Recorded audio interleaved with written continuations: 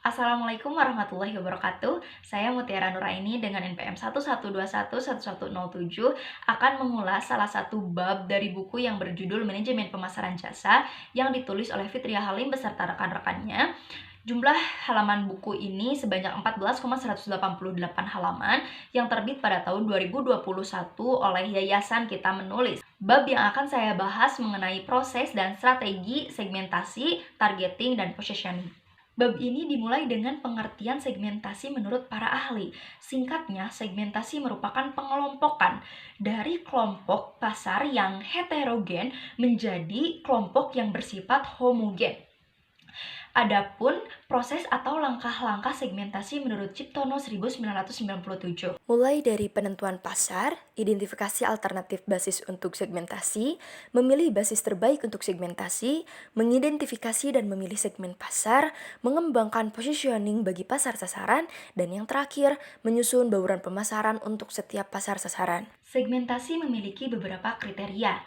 Pertama, segmentasi geografis. Segmentasi geografis membagi pasar berdasarkan kelompok wilayah dengan keunggulannya ialah pendekatan. Kedua, segmentasi demografis. Segmentasi ini berdasarkan jenis kelamin, usia, pendidikan, penghasilan, dan sebagainya. Ketiga, segmentasi psikografis. Segmentasi ini membagi pasar ke dalam hal gaya, sikap, dan nilai hidup.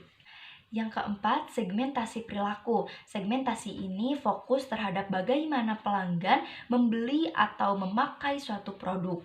Yang kelima, segmentasi manfaat. Segmentasi ini fokus terhadap nilai atau value suatu produk. Akhir, segmentasi horizontal dan vertikal.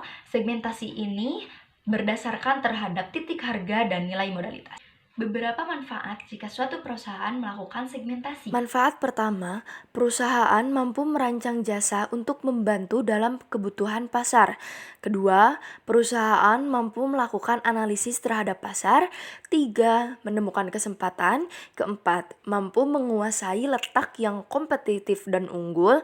Dan yang terakhir, mampu menciptakan strategi komunikasi secara efektif dan efisien. Pembahasan selanjutnya dari bab ini ialah mengenai targeting. Sama seperti segmentasi, di awal ada pengertian targeting menurut beberapa para ahli, salah satunya dari Chandra et al. 2004, targeting merupakan suatu proses membandingkan dan mengevaluasi macam-macam segmen pasar, kemudian memilih beberapa pasar sebagai sasaran yang dilihat memiliki peluang potensi terbesar untuk dilayani dengan efisien dan efektif. Ada 3 alternatif strategi targeting. 1. Standardized marketing, di mana suatu perusahaan akan memberikan penawaran suatu bauran pemasaran yang serupa terhadap setiap customer potensial yang akan dilayaninya. 2. Concentrated marketing, di mana perusahaan melakukan rumusan terhadap pasarnya dengan cara yang sempit dan berkonsentrasi dengan semaksimal mungkin dalam pemenuhan kebutuhan pasarnya. Dan yang terakhir, differentiated marketing. Perusahaan akan melakukan 2 target bahkan lebih segmen pasar secara kreatif dan memberikan pelayanan kepada customer dengan bauran pemasaran dengan lebih kreatif juga untuk menghasilkan market coverage yang lebih besar. Untuk menentukan seleksi target pasar, perusahaan dapat memilih strategi. Yang pertama, pemasaran tanpa pembedaan. Guna mengacuhkan perbedaan dalam segmen pasar dan melakukan penawaran atas produk yang dihasilkan kepada semua pasar. Yang kedua, pemasaran dengan pembedaan. Guna menentukan beberapa segmen dan mendesain produk yang tidak sama dalam masing-masing segmen. Dan yang ketiga, pemasaran terkonsentrasi. Guna menentukan pangsa pasar yang luas pada suatu atau beberapa subpasar. Dan menurut Kettler dan Kohler tahun 2009, ada beberapa langkah positioning. Yang pertama, mampu mengenali keunggulan yang dapat diwujudkan oleh perusahaan.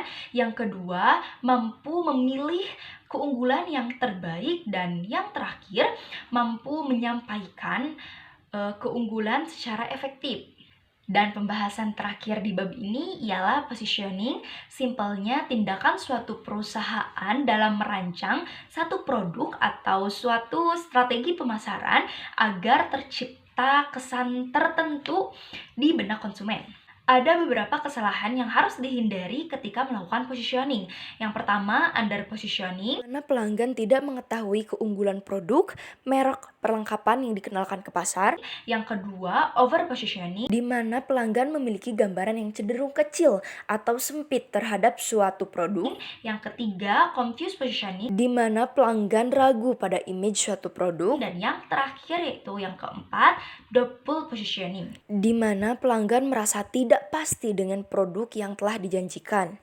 Menurut Ciptono 1997, ketiga proses tadi, segmentasi, targeting, dan positioning dapat digambarkan sebagai berikut. Mulai dari segmentasi pasar, mengidentifikasi variabel segmentasi dan segmentasi pasar, lalu mengembangkan bentuk segmen yang menguntungkan. Keduanya, penentuan pasar sasaran dengan cara mengevaluasi daya tarik masing-masing segmen, serta memilih segmen-segmen sasaran. Dan yang terakhir, positioning dengan mengidentifikasi konsep positioning yang memungkinkan bagi masing-masing segmen sasaran dan memilih, mengembangkan, dan mengomunikasikan konsep positioning yang dipilih. Dilihat dari salah satu chapter yang ada di buku ini, isi buku ini sesuai dengan judul yang telah tertera. Tentunya buku ini cocok bagi orang-orang yang sedang berada dalam perusahaan atau orang-orang yang sedang merintis suatu bisnis. Buku ini bisa dijadikan sebagai arahan, sebagai patokan, atau sebagai bahan untuk membentuk strategi pemasaran yang baik. Dicukupkan sekian dari saya. Kekurangan dan kesalahannya mohon dimaafkan. Wassalamualaikum warahmatullahi wabarakatuh. Terima kasih.